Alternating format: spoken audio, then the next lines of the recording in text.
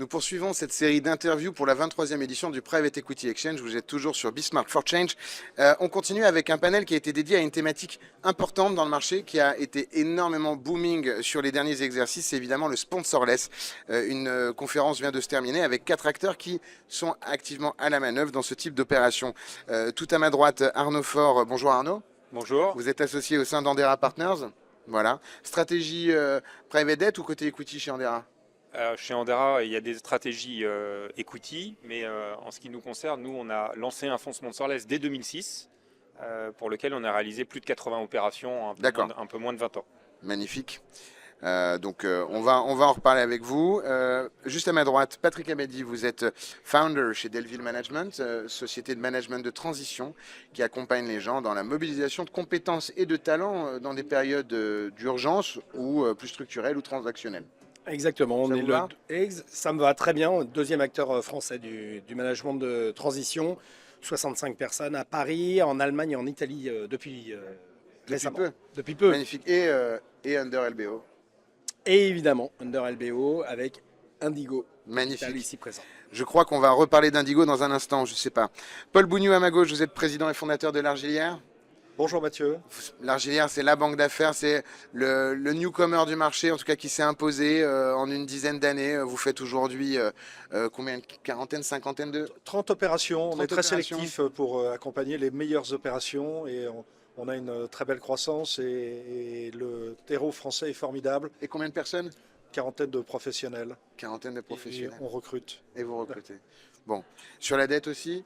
On recrute sur Partout. la dette également, c'est important. Merci beaucoup, cher Paul. Et enfin, Laurent Arbona de Solaire, donc managing partner au sein d'Indigo Capital. Bonjour Mathieu. Bonjour. Indigo, acteur historique également sur le segment. Qu'est-ce que vous êtes dit pendant une heure? Est-ce que le sponsorless est toujours à la mode? Pourquoi ça se développe? Est-ce qu'il y a des freins à son développement? Et comment se comporte le marché? Est-ce que vous accusez aussi le coup un petit peu comme l'ensemble de l'industrie du PE? Ou est-ce qu'au contraire, de votre côté, tout va bien sous le soleil? Arnaud, peut-être pour commencer. Laurent, pour commencer. Ouais, on peut. Je vais démarrer.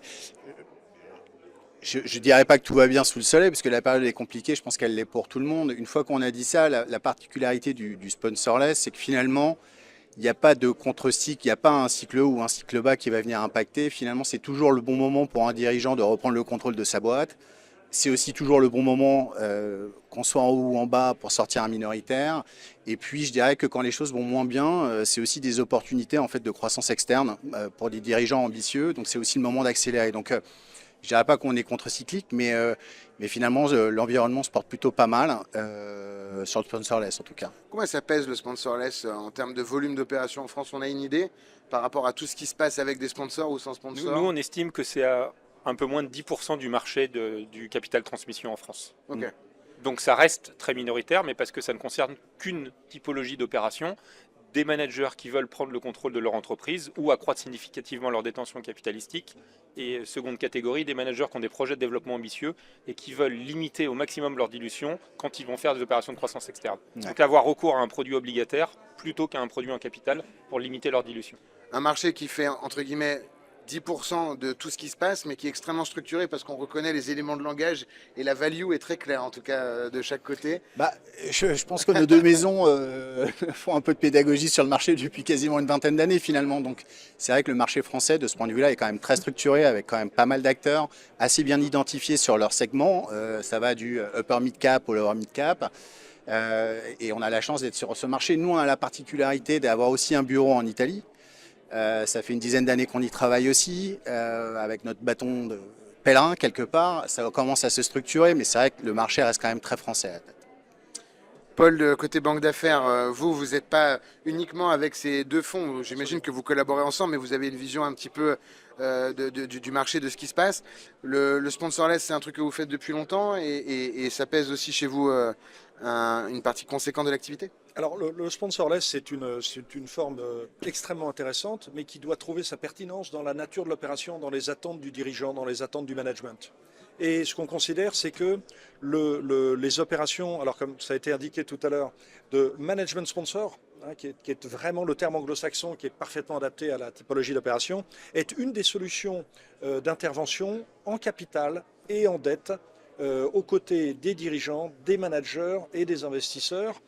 Mais c'est une des cartes et ça s'applique à certaines opérations. Alors ça pèse effectivement quelques pourcents du marché et ça correspond à une pertinence bien particulière. Pour le banquier d'affaires, au sein de l'Argilière Finance, la façon dont on approche le sujet, c'est de considérer que c'est un élément supplémentaire qui va répondre et qui va apporter des solutions à des stratégies bien spécifiques. Et tout notre travail, c'est du situationnel et tout notre travail, c'est à la fois de bien analyser l'opération, en particulier pour des opérations primaires, c'est-à-dire les premières opérations d'une entreprise, d'un dirigeant, d'un management.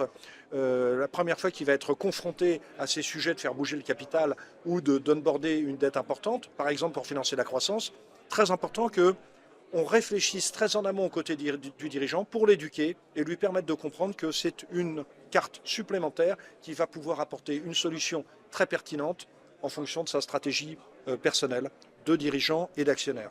Merci Paul. C'est vrai que le marché a évolué puisque en 20 ans, on a évangélisé le marché avec Indigo et d'autres acteurs.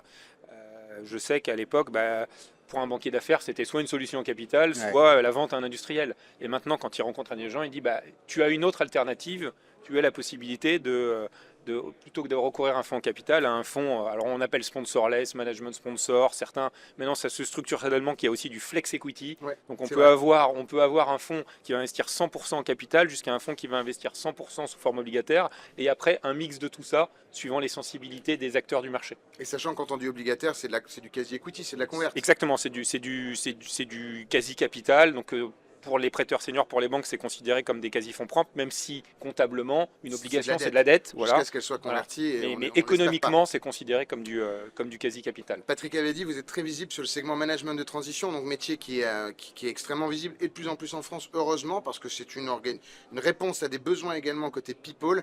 Qu'est-ce que vous venez faire, Patrick, sur un deal, sur un deal sponsorless, mais sur un panel sponsorless, parce que le management de transition, on le sait, trouve beaucoup sa place dans le private equity, spécifiquement dans le sponsorless, c'est important pour vous? Alors oui et non, nous ça a été guidé plutôt par l'histoire. J'entendais mes co-dicteurs, colistiers, qui évoquaient le rachat par exemple d'un actionnaire minoritaire. Nous on n'a pas été trop dans ce cas-là. L'idée était plutôt d'aller vers des opérations de croissance externe et d'avoir la capacité de financer ces opérations de croissance externe. Et en fait, ça a été guidé par l'expérience parce qu'on a voulu racheter une entreprise, acquérir une entreprise, et la personne qui était vendeur à 100% de cette entreprise m'a dit droit dans les yeux, mais Patrick, où tu vas trouver l'argent? Voilà. Et donc c'est là où nous nous sommes dit, il faut peut-être qu'on prenne le problème à l'envers, dans l'autre sens, qu'on fasse rentrer d'abord un fonds, un partenaire financier, et après qu'on reparte vers des opérations de croissance externe. Mais quid de... Que se passe-t-il si nous ne faisons pas de croissance externe? Eh bien, je me retrouve dilué dans le capital de l'entreprise, qui est une entreprise que j'ai fondée, et finalement, je n'aurais pas eu besoin de partenaires private equity. Donc, j'ai mandaté, fort de ce constat un peu, et pour trouver la solution, on a travaillé conjointement avec l'Argilière et avec Paul ici présent, pour essayer de trouver une solution un peu à cette quadrature du cercle. Et donc, Paul nous a présenté peut-être plus d'une dizaine de fonds de private equity qui allaient du plus majoritaire au plus flex equity.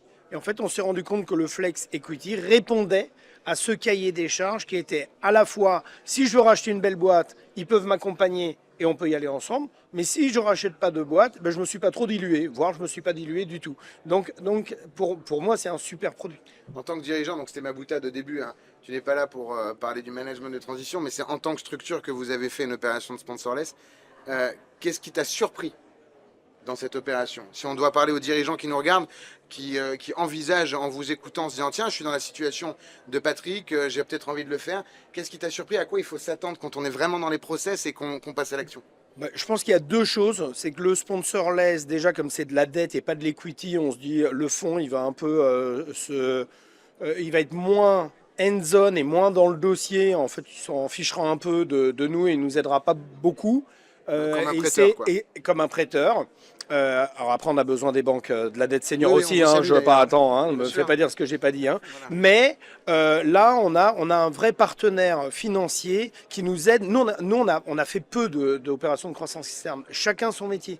Et donc, on regarde les cibles, on les regarde ensemble. Et là, c'est très intéressant parce qu'on a vraiment un expert du build-up qui nous accompagne et qui est proche de nous. Voilà. Donc au-delà de l'argent, c'est une réponse situationnelle. Opération. Sur les opérations, c'est l'apport Et ça, c'est vraiment très important. En fait, nous, quand on a constitué l'équipe il y a une vingtaine d'années, on s'est dit, on se doit au quotidien de travailler exactement comme le fonds d'investissement capital. Par contre, le produit qu'on va proposer va être différent. On va structurer l'opération différemment, mais l'accompagnement doit être le même que ceux des fonds capital parce que c'est ce qu'attendent les managers de nos participations. L'autre aspect, c'est une énorme flexibilité de la part du fonds.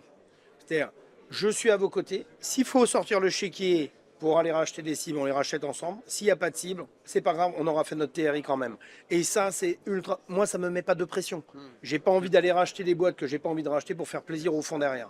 Et ça, c'est un énorme avantage pour moi. Il y a peut-être un mot là-dessus, c'est vrai que c'est un élément important. Je pense qu'on vient rarement nous consulter finalement uniquement pour un chèque. Le dirigeant, il a un certain nombre de problématiques, il a des besoins d'accompagnement, il a besoin d'être challengé dans ça. C'est finalement un exercice assez solitaire, hein, être dirigeant. Et c'est aussi ça, en fait, que le dirigeant vient chercher avec un fonds, y compris sponsorless, parce qu'on peut aussi apporter, on apporte ce service au quotidien dans l'accompagnement, dans la durée, je dirais. Voilà. C'est un des éléments importants, en fait. On a des gens qui nous regardent, qui sont une population de dirigeants, de cadres et de gens du business, mais tout le monde n'est pas extrêmement, on va dire, familier du terme sponsorless. Alors, on vient d'expliquer ce que c'est, mais pour un autre terme qu'ils ont parfois entendu, comme le MBO, la différence avec un MBO, c'est qu'on remplace l'equity par de la dette. Oui, Pour leur expliquer. Non, mais l'idée, si vous voulez, ça correspond à une situation, on l'a dit plusieurs fois, il faut une ambition, elle est portée par un dirigeant qui va massivement investir.